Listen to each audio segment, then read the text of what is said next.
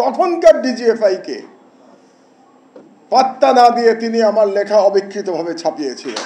এই হচ্ছেন আলমগীর মহিউদ্দিন। এটা বলা প্রয়োজন, কারণ আপনারা জানেন না, এবং এই ইতিহাসগুলো আসলে বর্ণনা করা প্রয়োজন। না হলে বাংলাদেশের জার্নালিজমের ইতিহাস রচিত হবে না।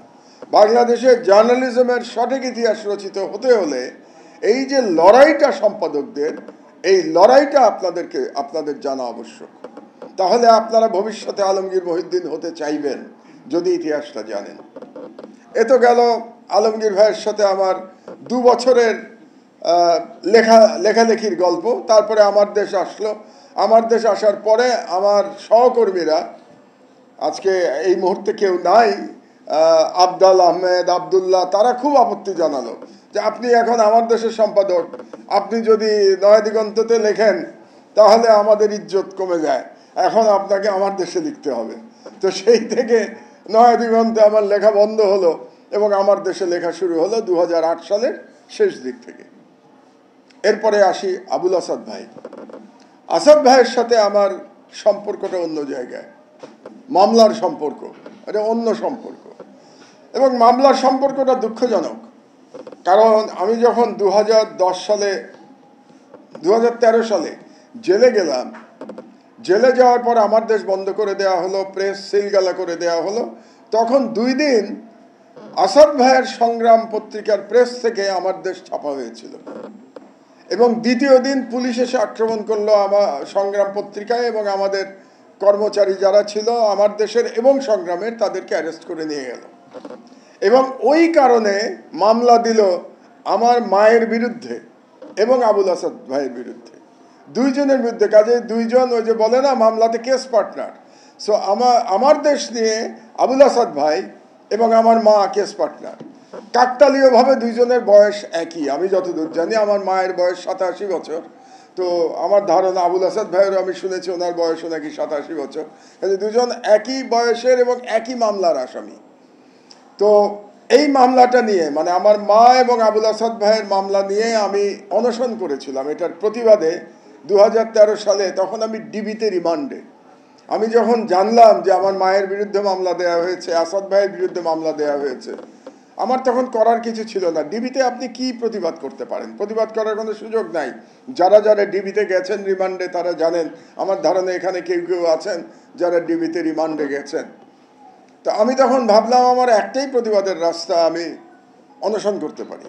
তো আমি প্রতিবাদ করে অনশন করলাম, এবং 8 দিন অনশন আমি করেছিলাম। 8 দিন, তারপরে তারা আমাকে পিজিতে নিয়ে আসলো এবং সেখানে স্যালাইন ট্যালাইন দিল। তারপরে আমি অনশন 8 দিন পরে আমি প্রত্যাহার করেছিলাম।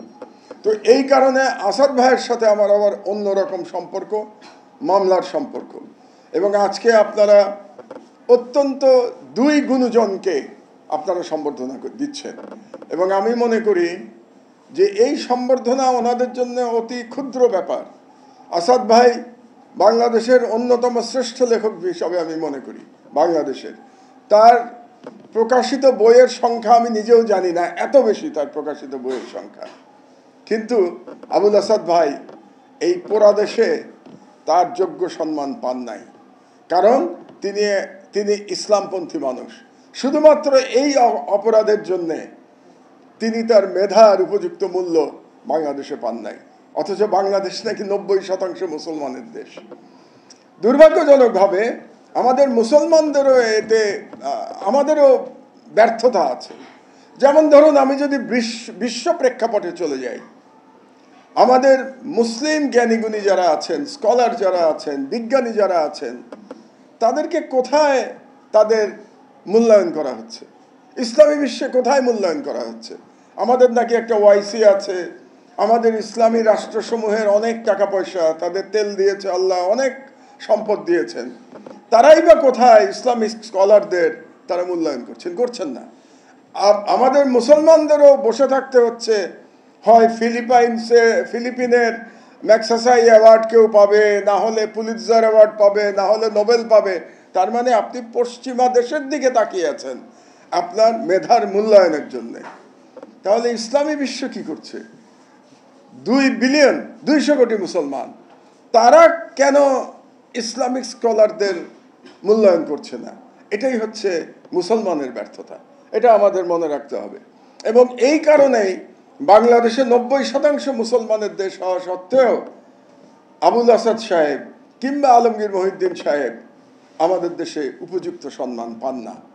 এখান থেকে 5ই আগস্টের পরে আমাদের একটা সুযোগ তৈরি হয়েছে এই বৃত্ত ভাঙবার, এখান থেকে বেরিয়ে আসবার। এবং আমি মনে করি আজকে মানারত ইউনিভার্সিটি এই উদ্যোগ নিয়ে তারা সেই বৃত্ত ভাঙার চেষ্টা করেছে, এই কারণে তাদেরকে আমি অভিনন্দন জানাই। সর্বশেষ কথা, আমরা আরও ওনাদের বক্তব্য শুনবো, আলমগীর ভাইয়ের বক্তব্য শুনবো, আবুল আসাদ ভাইয়ের বক্তব্য শুনবো। আমি আর বেশি সময় নিতে চাই না। সর্বশেষ কথা যেটা আপনাদেরকে বলছি, আমি মনে করি জার্নালিজম ডিপার্টমেন্টের একটা মূল্য বেড়েছে। আমি এবার দেখতে পাচ্ছি দীর্ঘ 5 বছর নির্বাসনে থাকার পর বাংলাদেশে ফিরে, কারণ কোন ইউনিভার্সিটির দাবি দাওয়াতে আমি দেখতে পাচ্ছি, এটা আমার কাছে একটা অবাক অভিজ্ঞতা, যে তারা দাবি করছে যে তাদের ইউনিভার্সিটিতে জার্নালিজম ডিপার্টমেন্ট খুলতে হবে। এরকম দাবি কিন্তু আগে আমি কখনো দেখি নাই। তার মানে জার্নালিজম অ্যাজ এ ডিপার্টমেন্ট এটার চাহিদা বাড়ছে। এটা একটা, আপনারা যারা জার্নালিজমের ছাত্রছাত্রী আছেন তাদের জন্য এটা একটা সৌভাগ্য। আপনারা সঠিক সময়ে সঠিক জিনিস পড়ছেন। এবং মানারত ইউনিভার্সিটির জার্নালিজম ডিপার্টমেন্ট কিন্তু বেশ তাদের সুনাম বৃদ্ধি পাচ্ছে, সমৃদ্ধশালী হয়ে উঠছে। আপনাদের যুগপূর্তি সফল হবে বলেই আমি আশা করি, কারণ আমি বিভিন্ন সংবাদ মাধ্যমে দেখেছি যে মানারতের ছেলেমেয়েরা সেখানে সুনামের সাথে কাজ করছে।